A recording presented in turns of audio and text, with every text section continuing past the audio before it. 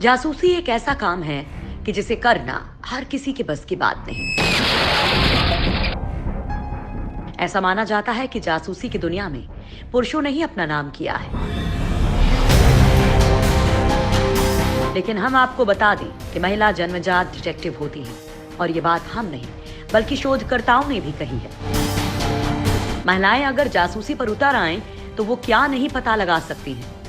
ये देखा जाए तो वो अपने हुस्न और तेज दिमाग के बल पर किसी भी पुरुष से कुछ भी उगलवा सकती है। आज हम आपको एक ऐसी खतरनाक और खूबसूरत महिला जासूस के बारे में बता रहे हैं जिनका नाम महिला जासूसों की लिस्ट में सबसे ऊपर आता है। दुनिया की पहली महिला जासूस थी माता हारी। अपने उत्तेजक डांस से करती थी लोगों को मदहोश। जासूसी आज से नहीं बल्कि सदियों पहले से हो रही है। राजा महाराजाओं के जमाने में भी अपने दुश्मनों के राज जानने के लिए जासूसों को भेजा जाता था। लेकिन दुनिया में जब भी कभी खतरनाक जासूसों की बात होती है तो माता हारी का नाम सबसे पहले लिया जाता है।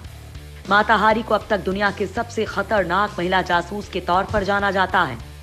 पेशे से डांसर माता हारी अपने उत्तेजक डांस से लोगों को लुभाती और मनचाहा राज उगलवा लेती थी। कहा जाता है कि मनचाहा राज उगलवाने के लिए माता हारी शारीरिक संबंध बनाने से भी गुरेज नहीं करती थी। बड़े बड़े अधिकारी उसके डांस से मदहोश हो जाते थे। इनके डांस के दीवानों की लिस्ट में विश्व की कई मशहूर हस्तियां भी शामिल थी। बाद में माता हारी ने इसी डांस के दम पर जासूसी की दुनिया में कदम रखा और अपने कारनामों की वजह से हमेशा के लिए अमर हो गई। माता हारी साल 1876 में नीदरलैंड में पैदा हुई थी। इसके बाद इनकी परवरिश पेरिस में हुई। माता हारी का असली नाम गीर्तो ईदा मार्गरेट जेले था। ये महिला एक खतरनाक जासूस होने के साथ साथ एक बेहतरीन डांसर भी थी। माता हारी भारतीय नृत्य कला में पारंगत थी। वो अपनी खूबसूरती के बल पर किसी को भी अपने वश में कर लेती थी। इसके चलते जब वो डांस करती थी तो काफी उत्तेजक कलाओं का प्रदर्शन करती थी, जिससे वो पुरुषों में काफी मशहूर हो गई थी। पहले विश्व युद्ध के समय माता हारी की शोहरत बुलंदियों पर थी। इनके डांस के दीवानों में राजा महाराजा से लेकर यूरोप के कई देशों के शीर्ष सेना अधिकारी और ताकतवर हस्तियां शामिल थीं। पहले विश्व युद्ध के दौरान माता हारी की काबिलियत देख जर्मनी ने इन्हें फ्रांस की जासूसी के लिए भेजा। माता हारी फ्रांसीसी सेना के अधिकारियों को अपने डांस से लुभाती और उनके राज पता करती। लेकिन एक दिन माता हारी का ये राज खुल गया और फ्रांस की सरकार ने उन्हें गिरफ्तार कर लिया और मौत की सजा दी। 15 अक्टूबर 1917 की सुबह पेरिस के सेंट लाजार जेल से आसमानी रंग की एक सेना की गाड़ी निकली। इस गाड़ी में 2 ननों और एक वकील के अलावा 41 साल की एक महिला भी मौजूद थी, जिसने एक ओवरकोट और हैट पहना हुआ था। ये कोई और नहीं बल्कि माता हारी थी, जिसे मौत की सजा देने के लिए ले जाया जा रहा था। माता हारी जिसकी जासूसी को आज भी सबसे बेमिसाल माना जाता है। माता हारी के पकड़े जाने के 10 साल पहले यूरोप की राजधानियां इस डच महिला के कदमों तले थीं। कई देशों के सैन्य अधिकारी, व्यापारियों और मंत्री इसके दीवानों में शुमार थे। माता हारी ने बदल दिए थे जासूसी के मायने। हुस्न के हथियार से करती थी मर्दों का कत्लेआम। माता हारी अपने उत्तेजक डांस के लिए चर्चित थी। माता हारी ने सोचा था कि वो अपनी खूबसूरती और अदाओं के बल पर यूरोप में पहले की तरह रह सकेंगी। लेकिन पहले विश्व युद्ध के शुरू होने के साथ यूरोप बदल चुका था। अब इन बड़े ओहदों वाले पुरुषों को जिस बात की सबसे ज्यादा जरूरत थी वो थी खुफिया सूचनाएं। इसका मतलब जासूसी करना था। ये जासूसी इतनी आसान नहीं थी, लेकिन माता हारी ने जासूसी के मायने बदल दिए थे। अब तक जिस पेशे पर मर्दों का कब्जा था उसे माता हारी ने अपनी दिलकश अदाओं से बदल दिया था। माता हारी पर अपने साथ सोने वाले संयुक्त मोर्चे के सिपाहियों से खुफिया सूचनाएं हासिल करके जर्मनी को देने का आरोप था। कई अखबारों ने तो यहाँ तक दावा किया था कि माता हारी हजारों सैनिकों की मौत के लिए जिम्मेदार हैं। लेकिन कोर्ट में पेश किए गए सबूत और दस्तावेज कुछ और ही कहानी बयां करते थे। इसके मुताबिक माता हारी दोहरी जासूस थी और ये संभव है कि वो बलि का बकरा बनाई गई हो। 2017 में माता हारी की मौत के 100 साल बाद फ्रांस के रक्षा मंत्रालय ने अब तक गुप्त रहे दस्तावेज जारी किए थे, जो दुनिया के सबसे मशहूर महिला जासूस के जीवन पर नई रोशनी डालती हैं। इन दस्तावेजों में फ्रांस सरकार की जासूसी रोकने के लिए जिम्मेदार अधिकारियों की माता हारी के साथ पूछताछ की ट्रांसक्रिप्ट शामिल है। कुछ दस्तावेजों को नीदरलैंड में माता हारी के घर लेeuwarden में फ्राइज म्यूजियम में रखा गया है। इसमें मैड्रिड में तैनात जर्मन सेना के एक अधिकारी का बर्लिन को भेजा गया टेलीग्राम शामिल है। इसी टेलीग्राम के चलते पेरिस के मशहूर होटल शांज़-एलिज़े में ठहरी माता हारी को गिरफ्तार किया गया था। इसके बाद यही दस्तावेज उनके खिलाफ केस में भी अहम सबूत बना था। 1876 में पैदा होने वाली माता हारी के नाम का मतलब सूर्य होता है, लेकिन इस नाम के साथ जिंदगी जीने वाली इस महिला जासूस का जीवन बेहद ही अलग और त्रासदी से भरा हुआ था। जर्मनी के लिए जासूसी करती थी माता हारी।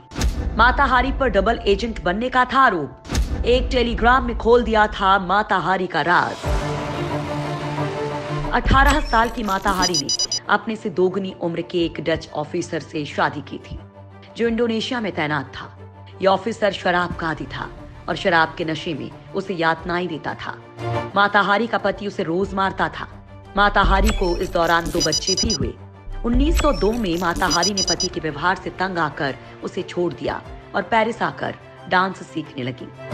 एक असफल शादी के बाद माता हारी ने खुद को पहले विश्व युद्ध से पहले पेरिस के खूबसूरत दिनों की सबसे बेमिसाल सुंदरी के रूप में स्थापित किया था।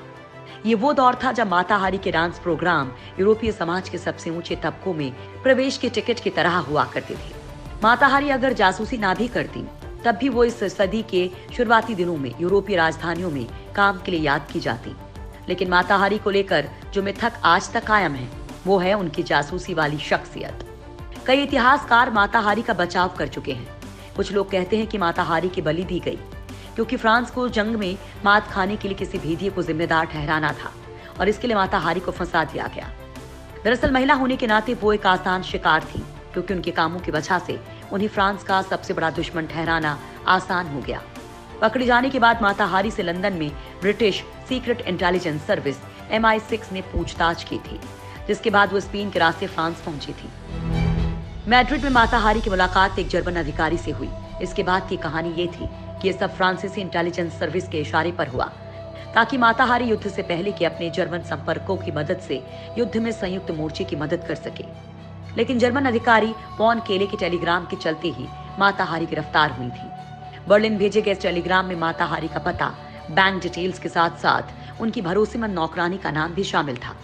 इस टेलीग्राम को पढ़ने के बाद साफ हो जाता है कि माता हारी ही एजेंट S21 थी। फ्रांसीसी इंटेलिजेंस सेवा को मिला हुआ यह टेलीग्राम लीeuwarden एग्जीबिशन में जांच के लिए उपलब्ध है। कुछ इतिहासकारों के मुताबिक टेलीग्राम के पूरे किस्से में ही झोल था। ये तर्क दिया जाता है कि फ्रांस ने जर्मन के टेलीग्राम लिखने की कोड भाषा को समझना शुरू कर दिया था। यही नहीं, जर्मनी को भी इसकी जानकारी थी। इसके बावजूद जर्मन अधिकारी वॉन कैले ने उसी कोड भाषा में टेलीग्राम लिखा। दूसरे शब्दों में कहें तो वो चाहते थे कि फ्रांसीसी अधिकारी इस टेलीग्राम को पढ़ लें। इस मुद्दे पर ये सवाल भी उठाए जाते हैं कि अभिलेखों में सिर्फ अनुवाद की कॉपी क्यों है और असली टेलीग्राम कहाँ है। कहा तो यहाँ तक जाता है कि फ्रांसीसी अधिकारियों ने माता हारी पर आरोप मढ़ने के लिए खुद ही ये टेलीग्राम पैदा किया, क्योंकि इस तरह उन्हें उनकी जरूरत पूरी करने वाला जासूस मिल गया था। माता हारी की गिरफ्तारी के बाद पता चला था कि वो पहले फ्रांस की जासूस थी और फ्रांस के लिए जर्मनी की जासूसी करती थी, जिसके लिए उन्हें अच्छी खासी रकम दी जाती थी। लेकिन पैसों के लालच में पड़ जर्मनी के लिए भी जासूसी करना शुरू कर दिया था, जिसका खामियाजा उन्हें अपनी जान देकर चुकाना पड़ा। सही मायनों में देखा जाए तो माता हारी दुनिया की पहली महिला जासूस थी। अपनी दिलकश अदाओं के जरिए वो अधिकारियों से हर वो राज उगलवा लेती थी जिसे वो अपने देश तक पहुंचा सकी। जासूसी के इन अनोखे तरीके की वजह से उनका नाम इतिहास के पन्नों में दर्ज है।